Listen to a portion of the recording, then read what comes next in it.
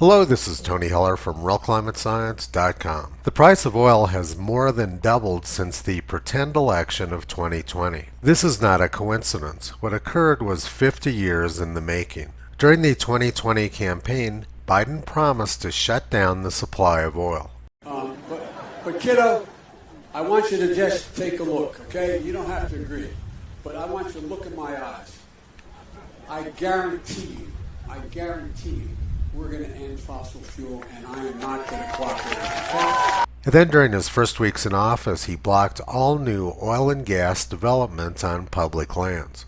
He also blocked the Keystone Pipeline. Both of these moves were designed to reduce the supply of oil and thus drive the price of oil up. The Secretary of State, Tony Blinken, admitted that American workers would be hit hard by Biden administration policies. Now let's go back to Biden's first foray in the White House from 2008. Secretary of Energy Stephen Chu said, "Somehow we have to figure out how to boost the price of gasoline to the levels of Europe." And 10 years earlier, Bill Clinton's head of the Energy Information Administration said, "There's no way we can create a better future without the price of fossil fuel-based energy going up." Barack Obama promised to make electricity prices skyrocket. And climate change is a great example. When I was asked earlier about the issue of coal,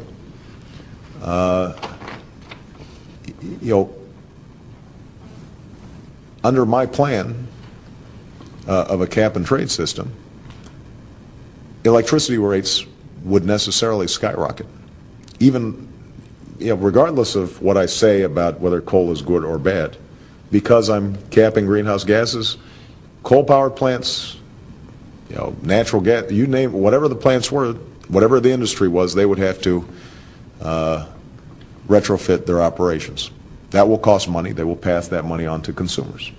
Biden and Obama got the American public to buy into this by promising 5 million green new jobs. But they never delivered on it. Only a few thousand jobs were created at a cost of well over $1 million per job.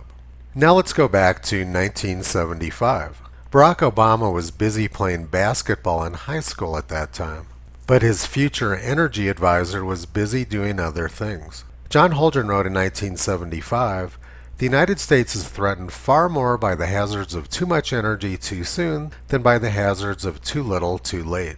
At that time, America was experiencing very severe energy shortages. This is a picture of gas lines in California during 1974. Musician Lindsey Buckingham lost his father to a heart attack while waiting in one of these gas lines. And yet Holdren, Obama's energy advisor, wanted to shut down the supply of energy even more. But Holdren wasn't worried about global warming at the time. His concern was global cooling. Along with Paul Ehrlich at Stanford, Holdren wrote this paper predicting a new ice age. They said global cooling was being caused by people burning fossil fuels and was going to cause the Antarctic ice cap to collapse and flood seaports. At that same time, Paul Ehrlich predicted that the oceans would be as dead as Lake Erie in less than a decade, and America would be subject to water rationing by 1974 and food rationing by 1980.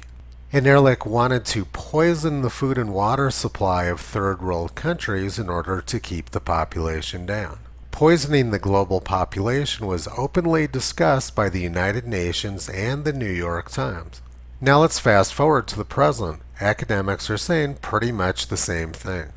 They want to get rid of fossil fuels and massively reduce the number of humans on the planet. The World Economic Forum has been quite open about this. They want the population to disappear. They don't want the little people blocking the freeway. They simply want them to go away. What's going on right now has been in the works by the same people for more than 50 years. Toto has been calling out this madness for the past 14 years. You can visit him, Kyrie, and Caesar on the web at realclimatescience.com.